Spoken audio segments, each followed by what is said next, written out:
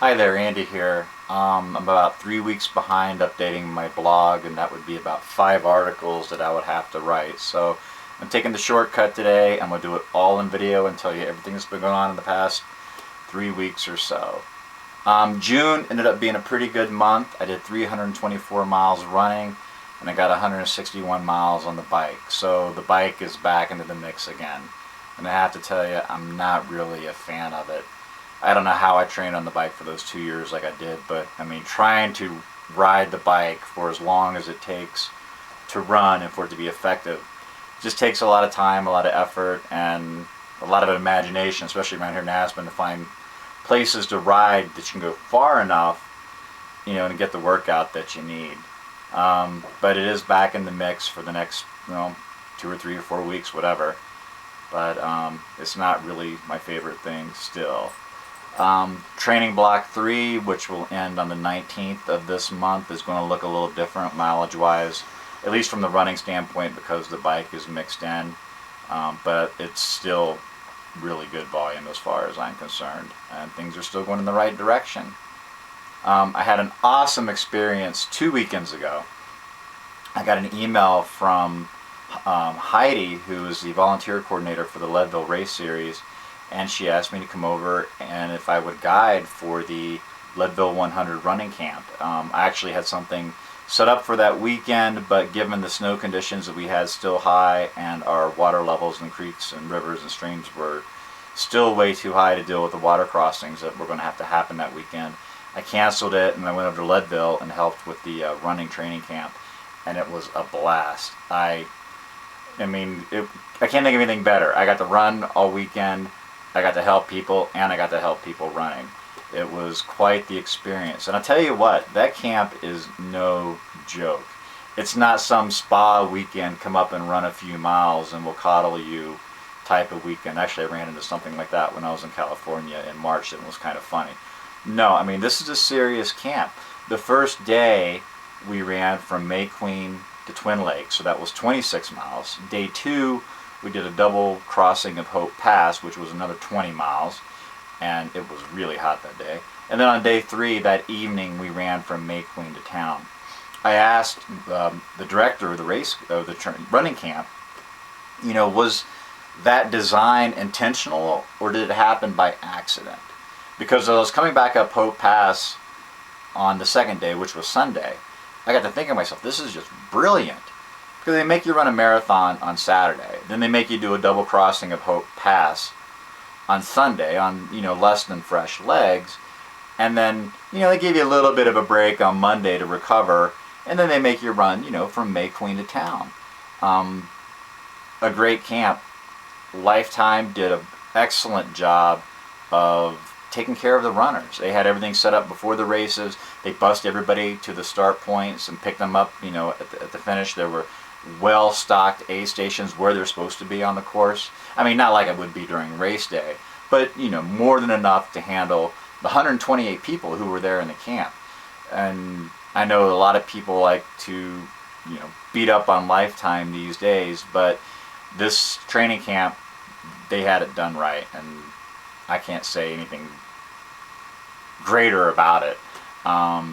If you've never run the Leadville 100 before, if you're interested in running the Leadville 100, I highly recommend this camp if you can afford it and take the time off and go there and do it. You'll get to see every piece of the course that you're going to see during race day and actually get to understand it all. I've been kind of having a weird thing I've noticed the past couple weeks with my running. 2 things. The first one being, I can't run over 15 miles in the morning. It seems like 12 is about it. I don't know what the thing is there, but I'll go out in the morning early. My target will be 15, and by the time I'm done, it's like, no, I'm going to do 12, and I'm going to go home, and I'll do another second run in the afternoon, which seems to be working okay. Part of that is I don't want to go out too early and be in the dark, and right now I think it's getting to be light enough to see about 5:20 in the morning. There's a reason for that. 2 weeks ago, I was mountain biking up in Hunter Creek Valley, behind Smuggler Mountain on one of the trails back there, and just kind of tooling along, nice little single track trail, and there was a log that was covering the trail, but there was a gap maybe that big where I could take the bike through. But, wanting to mitigate risk, I decided, no, I'll unclip, push the bike past it, and just ride on, no problem. Well, I stopped at the log, unclipped, started to move my bike, and I looked up and there was a bear 20 feet away from me. Now, I've seen a lot of bears in my life. I've seen a lot of bears in Aspen. Bears don't freak me out, but when you're 20 feet away, he was uncomfortable and I got uncomfortable. So it became a little dance of me getting out of his bubble, him getting out of my bubble, until we were both a little bit more relaxed, and then, I got out of there. I didn't want to like turn around and run, otherwise, he may think, I'm prey. But I got out of there. It was about an hour into my ride, and I still rode about another 2 hours that evening. And I gotta tell you, that second hour, or the first hour after running into him, I was a little uneasy there for a bit. So ever since then, I've been a little leery about going out into the woods when I can't see, especially in that transition time in the morning where it's become, the animals are moving or going to bed, and same thing in the evening, and they're leaving their beds and they're starting to roam around. Just a little bit, of me trying to be safer there. Yesterday I had a really brilliant idea. The 12-mile rule was in effect yesterday morning. I woke up, the target was 15. I ended up running out east of town to Difficult Creek Campground and came back and figured, well, I'll just do another few miles in the afternoon or in the evening. And as the day wore on, I was just trying to figure out what I wanted to run, and I couldn't figure it out. I couldn't come up with something that made sense for the day. I had a good track workout the day before, and I didn't want to run flat, but I didn't want to do too much vertical because I'm going to do that today.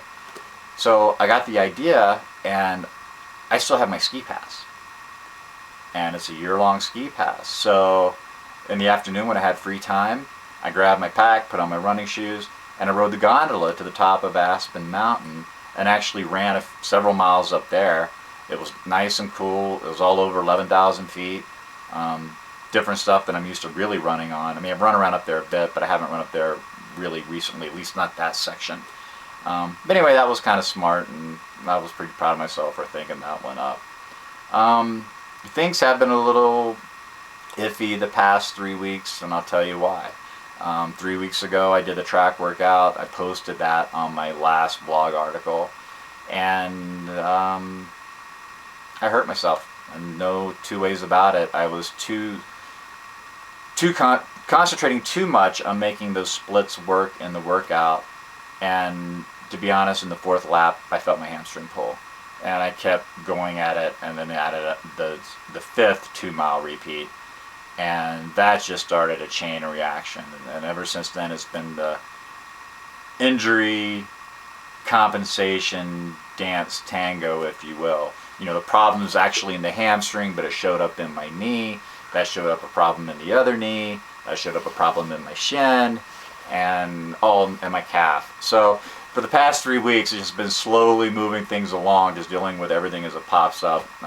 The overall fix has just been really working on the left hamstring, rolling it out, stretching it out, and taking it easy. I haven't done any speed work since that workout, and probably not anymore until the week after next. If then, I think I've got enough speed right now that I can just focus on quality zone 2 math type running and be fine, and let the volume of the next 3 weeks be the stimulus. Speaking of which, I mean, that's all I have is this week, next week.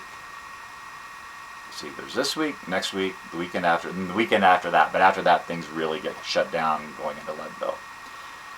Other than that, everything's fine. Having a great summer here in Aspen, even though it's a little crowded right now. But I'm really looking forward to Leadville in a few weeks. And yeah, it's been a good summer so far. Anyway, I hope the video works instead of me writing everything out. And I'll talk to you soon. Have a great day.